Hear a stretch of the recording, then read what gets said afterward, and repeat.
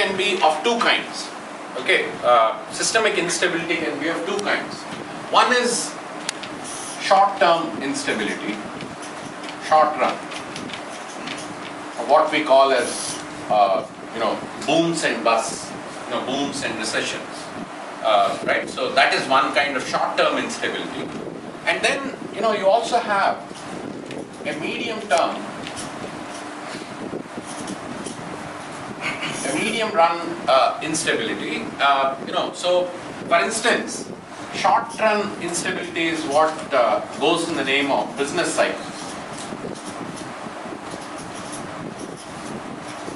Okay, Marx was the first thinker, I think, systematic thinker, to have a theory of a business cycle. That capitalism goes through ups and downs. For 4 years it rises, and then for 1 or 2 years it goes through a recession. How do you understand it? I don't think any economist before Marx had a clear theory. What Marx argued is, well, in a capitalist system, this is way before Keynes. Keynes is credited with the idea that labor market never clears, or the idea that there is chronic unemployment in capitalist societies. And Keynes claims that he never read Capital, although in some of his notes there are references to the circuits of capital. So I'm just bashing Keynes a little, for plagiarizing from Marx. But basically, what Marx argued is there is chronic unemployment in capital. There are various elements of what he called as the industrial reserve army. Right, or reserve army of labor. Right, there is a reserve army. The reserve army could be, people who, are trying to look for jobs, cannot find them in the short run. That's one kind of people. There are people who are incapable of finding jobs in a, a particular kind of economy. For instance, you spent all your life in agriculture, 30 years in agriculture. In agriculture, there's a deep crisis, so you're thrown out of agriculture, and you come to a city, but you don't have the skills to do any job in the city. So you don't fit into the new economy, right? So there could be that sort of unemployment. You could also have huge reserves. For instance, in a lot of developing countries, you go back to 50s and 60s Malaysia, it was a developing country, it was a poor country, it was a developing country, compared to where you people are today.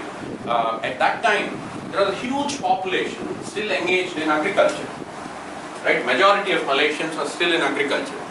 The entire Malay population, for instance, was still in agriculture, right? It was rural, it was either, small peasants, or, they were landless workers, right? So, and then, you see a lot of rural to urban migration happening.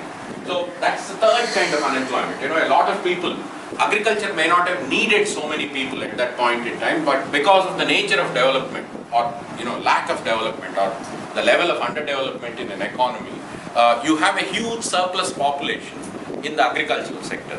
You go to India and China today, even today, more India than China, but India has a huge surplus population in agriculture, right, waiting to be hired in urban spaces. But there are no jobs in urban areas, right? So they are stuck. It's called surplus population, basically, right? So it's the latent unemployment. They are, if you go and look at agriculture, they're on the surface, working in agriculture, but agriculture doesn't need so many people. In fact, I made an estimate of the number of people who may be, considered to be surplus in agriculture. And I got a number of 150 million for India, 150 million workers, right? So they're waiting to come to urban spaces, if jobs are created in urban spaces, right? So this is the reserve army. People who are looking for jobs, who cannot find it, people who are not fit enough to find employment. For instance, a lot of destitutes, for instance, right? I'm walking on streets of the city over the last 10 days. I can see a lot of beggars. I don't think they can be hired anywhere, right? They don't have the skills, they don't have the discipline of the workers. They're just left on the sidewalks to be destitutes. And you see a lot of them. Actually, compared to 4 years ago when I came to Kuala Lumpur, I thought there's an increase in their number this time. In any case, whether that's true or not, just an anecdotal observation. But those, and then the latent labor in rural areas, right? All these constitute the reserve army. Yes. I just want to add as an aside, the surplus agricultural labor in India is being imported into Japan. Due to its demographics and aging population, they don't have enough people to work in the agricultural sector. Japan is a dying country. Yeah, so they need food security. Yeah. They don't want to be relying on China for food, so they're actually importing migrant workers from India. It's a very small stream right now. Yeah. It's not significant at all. I've been to Japan. I also went to rural spaces. You don't see. It's not a major phenomenon yet. It may become.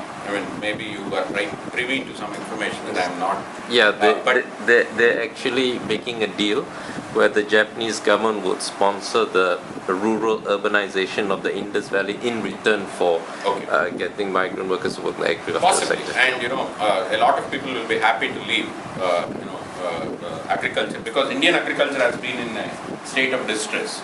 But this is the reserve army, right? When you have a huge reserve army, what Marx argued is, suppose there's a lot of surplus population.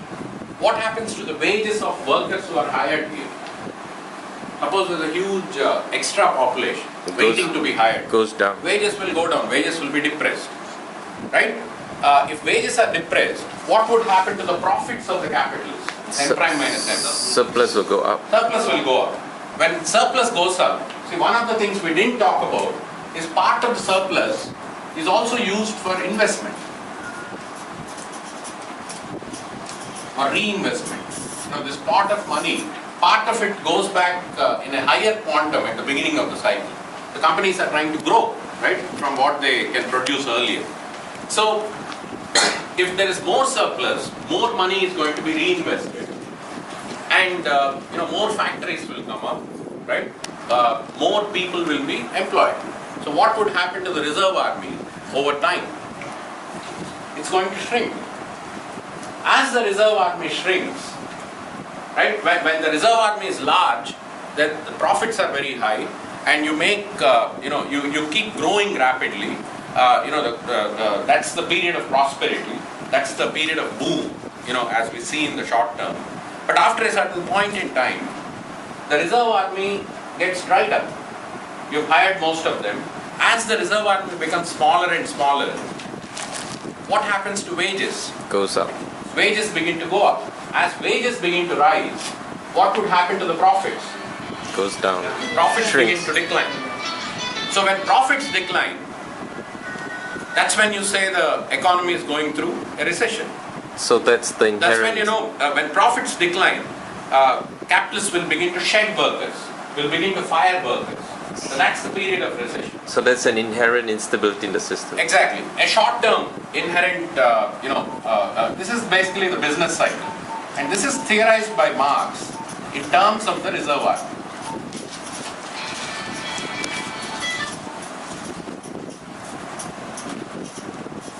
Reserve army fluctuations, right? So sometimes there's a large reserve army and wages actually begin to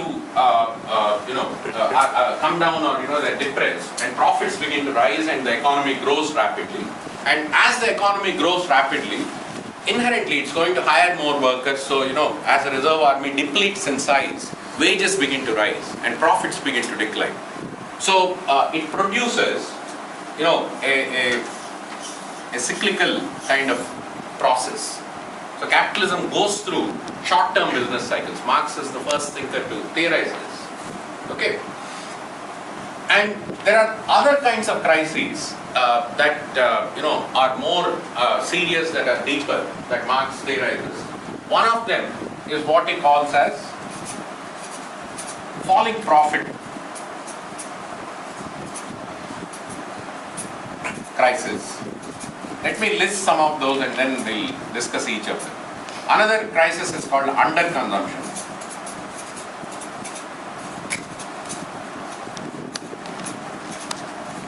Another crisis is called profit squeeze.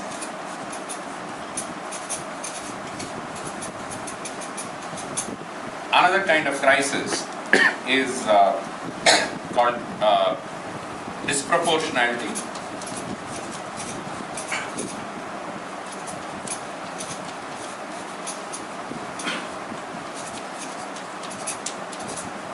And I mean, he actually lays out 5-6 different kinds of crises. But before we get into these deeper medium run crises, understand one thing: there's no guarantee that each of these stages in the circuit of capital will be completed very easily, right? Potentially, every one of these metamorphoses. So, for instance, M to C, conversion of money capital to commodities. There could be crisis, inherent to this first stage. Suppose you don't get raw materials, you're not able to get oil. Suppose you are not able to get workers, the labor power that you want to purchase. Suppose you don't have access to technology. You are dependent on imports, for your technological inputs, and you don't get those. This stage will slow down. If this stage slows down, it could be one kind of crisis. There could be crisis in production, in the process of production. Suppose if workers resist, workers protest, they shut down a factory, right? There's a lockout. C to C prime. This stage could potentially become could become crisis prone.